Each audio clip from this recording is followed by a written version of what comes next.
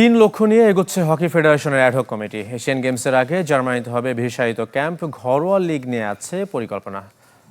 সরকারিভাবে না হলেও নিজ খরচে হবে জিমনেশিয়াম সংস্কারের প্রতিশ্রুতি দিয়েছেন অ্যাডহক কমিটির সাধারণ সম্পাদক ইশতিয়াক সাদেক।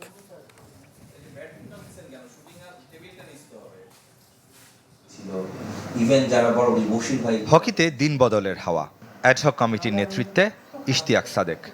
বাবা হকি কিংবদন্তি প্রয়াত আব্দুস সাদেকের স্বপ্ন পূরণের দায়িত্ব নিয়েছেন। জাতীয় দল বয়সভিত্তিক, এমনকি নারী দলে বিদেশি কোচ নিয়োগ দিয়েছেন।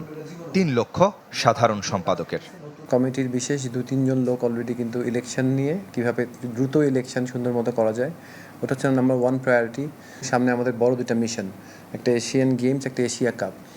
সেটা কত ভালো মতো বাংলাদেশ উতরায় উঠতে পারে সেটার জন্য কিন্তু আমরা ইনশাল্লাহ জার্মানিতে ন্যাশনাল টিমকে নিয়ে প্রিপারেশন ক্যাম্পে যাচ্ছি। এই দুটা, এবং তৃতীয়ত এটা হচ্ছে আমার ঘরোয়া লিগ দ্রুত চালু করা।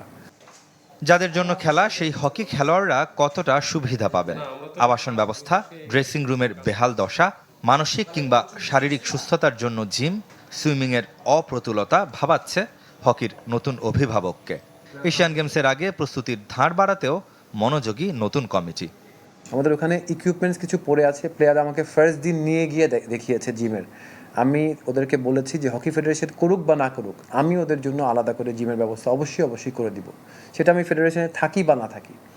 এর বাইরে ওনারা মাঝে মাঝে হয়তো সুইমিং করতে চায়। এখন কারেন্টলি আমি উইকলি 2 দিন ফার্স হোটেলে ব্যবস্থা করে দেওয়া হয়েছে জিম এবং সুইমিংয়ের।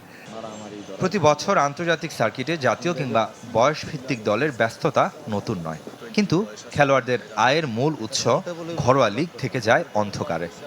2023 সালের পর আর মাঠে গড়ায়নি প্রিমিয়ার ডিভিশন কিংবা প্রথম বিভাগ লিগ। এ নিয়ে সুখবর দিল ফেডারেশন। সেপ্টেম্বরের ফার্স্ট উইকে আমরা জানি ফার্স্ট ডিভিশন লিগটা স্টার্ট করতে পারি, সেটার আমরা চেষ্টা করতেছি ইনশাআল্লাহ। যে আমাদের অ্যাডহক কমিটি হয়তো অল্প কয়েকদিনের জন্যই, বাট আমরা চাই যে নেক্সট 1 বছরের জন্য একটা সুনির্দিষ্ট ক্যালেন্ডার করতে। হকির পাইপলাইন সমৃদ্ধ করতে সরকারিভাবে প্রতি জেলায় 5-a-সাইড টার্ফ বসানোর প্রতিশ্রুতি দিয়েছে ক্রীড়া মন্ত্রণালয়।